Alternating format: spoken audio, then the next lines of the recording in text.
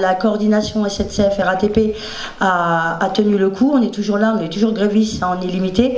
Et ensuite, on voit bien que partout en France, il y a plusieurs corps de métiers, dont les avocats, qui nous rejoignent. Et on demande à tout le monde un gros soutien pour venir dans cette grève, parce que si cette retraite passe, ça va faire du mal à tout le monde. On galère parce que parfois même on ne nous accorde même pas l'aide juridictionnelle, ça veut dire qu'on travaille gratuitement.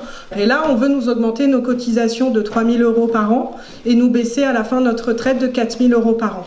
Donc voilà, cette réforme des retraites, elle va impacter les avocats, mais si on fait ce mouvement, c'est pas uniquement pour défendre des intérêts corporatistes des avocats, c'est aussi pour que nous, avocats, nous puissions continuer à exercer notre métier, à défendre les personnes qui sont le plus dans le besoin. En tant que députée de Paris et en tant que parisienne, habitante du 19e juste à côté, j'apporte bien évidemment mon soutien à la démarche de Décidons Paris. La force de cette liste, c'est de l'ouvrir à des citoyens qui agissent au quotidien et qui ont envie de participer à cette campagne pour justement faire bouger les lignes. Donc on a aujourd'hui des Verts qui sont proximité idéologique compatible avec le macronisme. On a Hidalgo qui est du côté de politiques répressives contre les quartiers populaires. Donc la seule force politique aujourd'hui qui peut incarner quelque chose de l'ordre de la justice, de l'émancipation, c'est ce qui se passe autour de Vicage de Rasso et Daniel Simonet. Je voterai pour la liste conduite par Daniel Simonet et Vicage de Rasso et que j'invite tous ceux qui sont attachés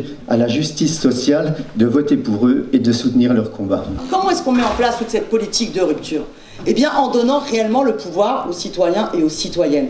Et c'est pour ça que notre question démocratique, pour nous, elle est essentielle, elle est primordiale, à travers notamment la revendication qu'on a du référendum d'initiative citoyenne.